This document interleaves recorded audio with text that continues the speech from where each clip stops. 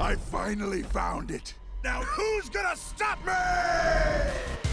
Whether it be through his unapologetic villainy, his bombastic personality, or his unforgettable singing courtesy of Jack Black, Bowser has made a huge splash. But compared to all the other baddies from Illumination, is it possible that he's both the most evil and the most powerful villain in the entire Illumination library? Today we're going to take a look at both our Illumination villain weak to powerful spectrum and the evil spectrum, and see if the Koopa King is actually the king of both of these rankings. I'm Kyle with Wicked Binge, and today we're asking the question, is Bowser the most evil and powerful Illumination villain? Let's find out. Let's just take a moment to appreciate Bowser's level of pettiness. He got rejected and launched the mother of all bombs. Bowser, your anger and obsession with the princess is becoming a bit unhealthy. I think you need a new hobby. Luckily, today's sponsor has the perfect one.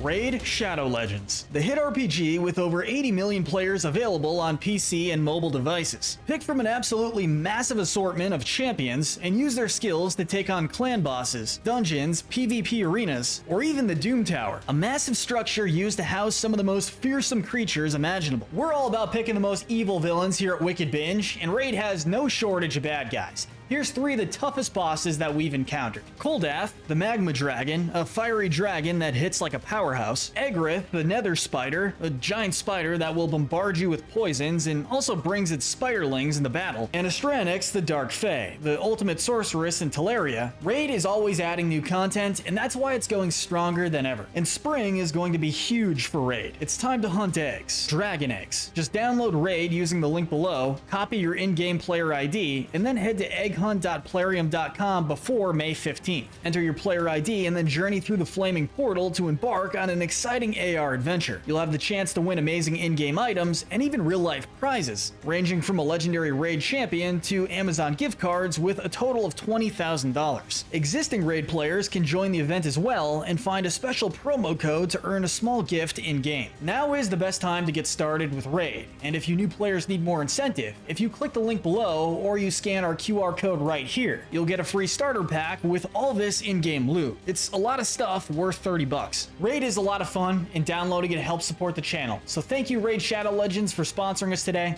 Now let's get back to the video. Now if you haven't already checked out our previous videos related to the subject, Illumination villains evil to most evil and Illumination villains weak to powerful, don't worry too much because we'll give you the highlights here. What we're hoping to do today is to look back on these villains and see how exactly they compare to Bowser, as well as figuring out if any of them can truly outrank the great Koopa King. Now, given Bowser's high ranking as both a royal and the strongest in his kingdom, it only makes sense to start with a look at the powers and strengths of Illumination's top contending villains as we ask, is Bowser the most powerful? Now, obviously when it comes to the more ordinary villains of Illumination's catalog, your egotistical mice and bunnies, your ordinary humans who may or may not have more brains than brawn, and your holiday-themed schemers, they can't exactly go toe-to-toe with what is essentially a fire-breathing dragon. So villains like Snowball, Mike, the Grinch, Carlos, Dr. Nefario, Sergey, the Onceler, and O'Hare are immediately out of the running. In order for other Illumination villains to truly have a shot, they need to not only have their own sort of firepower, but also plenty of defenses, resources, and enough manpower to essentially take on an army. And for the record, we aren't even going to be counting Bowser's Power Star as part of his power set, since it literally makes him invincible for a short time. And that would make giving him the W over all the other Illumination baddies far too easy. But we will, however, include both his army, his right-hand wizard, Kamek, and his giant Bullet Bill in our ranking. Given that many of the villains in this section end up sharing a franchise, let's begin with the outlier, that being Sing 2's Jimmy Crystal. Jimmy is a wolf both figuratively and literally. While he only really has a couple of assistants and a small army of bodyguards, the movie still does a good job of making it seem like he has Red Shore City in the palm of his paws. Though he may not be outnumbering any Koopa armies, Jimmy's wealth and reputation, the good and bad sides of it, allowed him to essentially do what he wanted up until his eventual arrest. This included threatening others, throwing his weight around on projects he was funding, and even attempted murder. Though, as the end of the film shows, money and showbiz power is only able to get Jimmy so far before his crimes begin catching up to him. We also can't ignore his more animalistic features, namely his sharp teeth and claws. Unfortunately for Jimmy, however, outside of baring his fangs at Buster, we never see him put his fangs to use. While he may be able to manhandle a tiny koala, Jimmy easily gets overpowered by the Gorilla Gang. Disappointing, but that's the Animal Kingdom for you. From there, let's talk about the rogues gallery of the Despicable Me franchise, starting with the first villain of the series,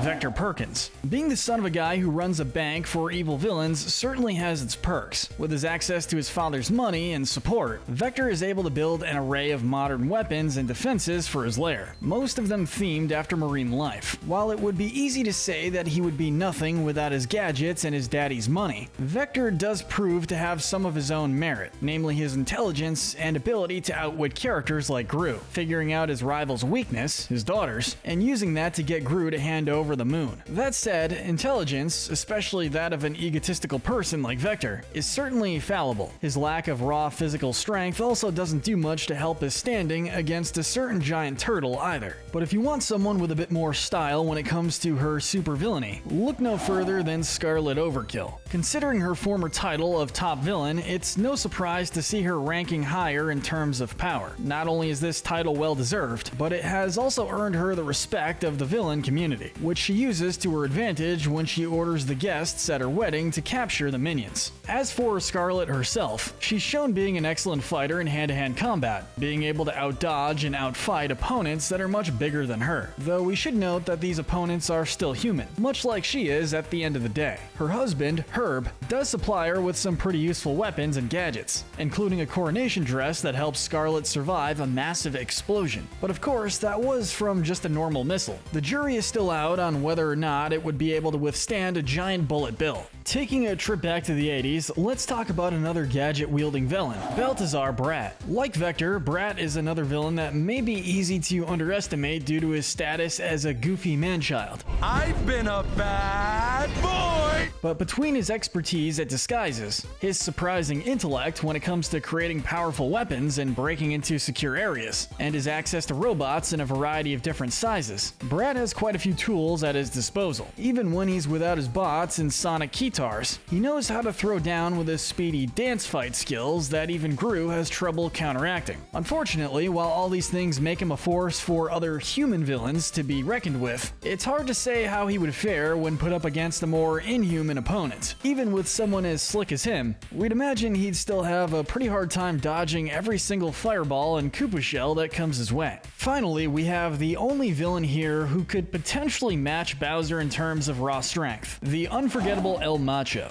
Being literally the most macho guy around, El Macho, aka Eduardo Perez, was known for eating glass, drinking snake venom, and stopping armored trucks with his bare hands. Needless to say, he's incredibly strong and durable, especially when he gets injected with the PX-41 mutagen. The guy's in his 40s and is practically a brick wall, yet he still manages to be pretty light on his feet, surprisingly enough. We also can't forget El Macho's intelligence, as while he might have still needed Dr. Nefario to figure out the mutagen formula, the idea of using Gru's minions to take over the world was all his. He also successfully framed another business at the mall, getting the AVL off his trail. Add in his access to bombs, missiles, and weapons, and you easily have someone who could, in fact, go toe-to-toe with Bowser. Although we do have a couple of notable concerns. For one, even if he did still have access to his rabid minions, an army as disciplined as Bowser's would have a good chance at taking them out, especially since the minions would have such a hard time following actual orders in their rabid state. Furthermore, while El Macho is insanely strong and durable, he's not necessarily invulnerable. Heck, even something as small as a lipstick taser had enough of a charge to take him out, and that was after his mutagen power-up. Overall, while a couple of these villains, such as Scarlet, El Macho, and Brat, would have a chance at taking down the Koopa King, we strongly feel that even if he was briefly pushed into a corner, Bowser would pretty clearly still be able to pull out a win. Whatever or whoever he can't melt with fireballs, he could easily punch or slash into submission with his large clawed fists. After all, this is the same guy who threw Mario through windows, tossed around cars like they were nothing, and nearly killed Donkey Kong, a giant ape who's pretty damn strong in his own right. Additionally, with his army and access to Kamek's magic, outnumbering him would be nearly impossible. And even if another villain could somehow manage to survive a blast from a giant bullet bill, we doubt the fight would last much longer after that. Simply put, the Mario movie makes it incredibly clear that the brothers were only able to turn the tides and finally defeat Bowser in the end because of the invincibility given to them by the Power Star. Without that, you can't really claim that Bowser would have still been stopped in the end. So with that said, we're happy to declare declare that Bowser is indeed the most powerful Illumination villain. We will destroy the Mushroom Kingdom!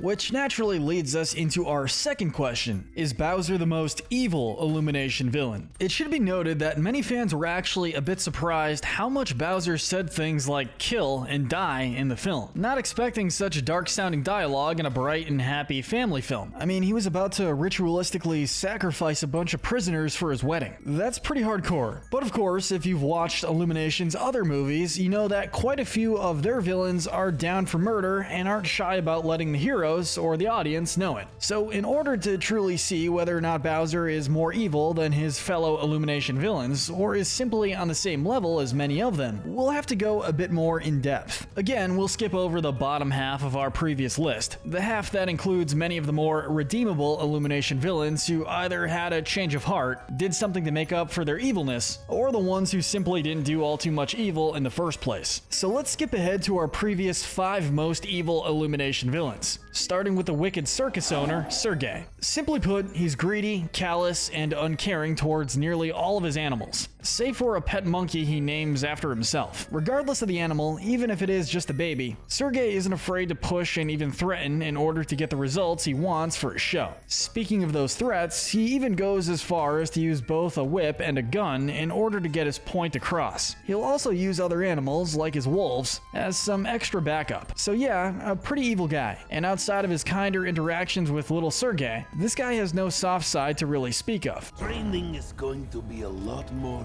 fun. In other words, when it comes to his ranking, it's less about what good there is to him, and more so about how all the villains above him manage to be even more evil with their crimes being on a much larger scale. Getting back to some familiar villainous faces, let's talk about Vector. Outside of him being an obnoxious rival for Gru and an egotistical thief, Vector doesn't exactly start off all that evil. Ever seen one before? No, you haven't. I invented it.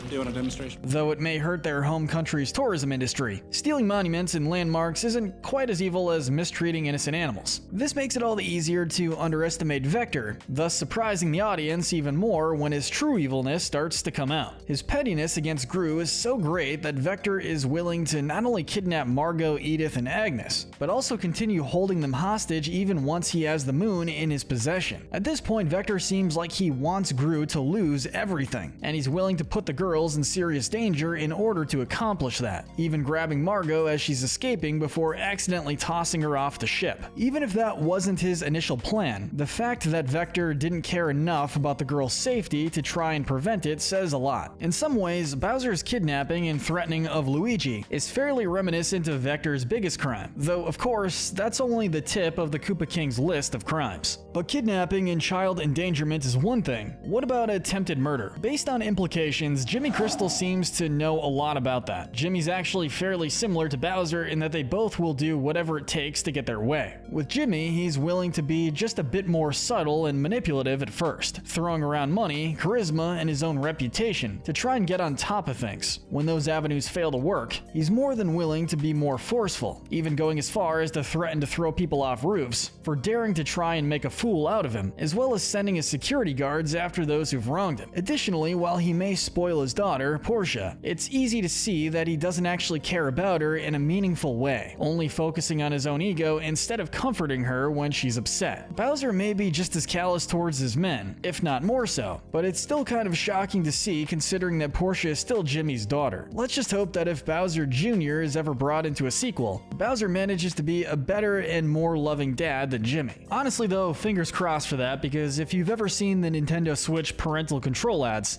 Bowser is definitely a good dad, though that hasn't applied to his Illumination persona. From the Wolf of Red Shore City to an infamous sitcom star, we're going back to Balthazar Brat. This guy was so bitter about being tossed aside by the entertainment industry that he had planned on using a giant robot to destroy Hollywood before sending it and everyone in it into space. So, need we say more? True to his name, Brad is just an insane egomaniac who only cares about himself and about finally getting revenge on those who ruined his career. It'd almost be sympathetic if his efforts to make himself feel better weren't so destructive. I love it when a plan comes together. Though we're sure Bowser, at the very least, would be able to understand that. In addition to being a large-scale threat, Brad actually manages to be a decent personal threat as well. He kidnaps the girls in order to lure Gru and Lucy to Hollywood, before then attempting attempting to obliterate Gru with his robot's laser. Granted, he didn't exactly try to directly harm the girls himself, but placing them on a high bridge where they could have easily been knocked off or hit by collateral damage wasn't exactly sparing them either. Arguably, Brat's crimes are just as bad as Bowser's, with the two of them having similar goals of if I can't have what I want, then everyone else has to suffer too. But as similar as these two may be,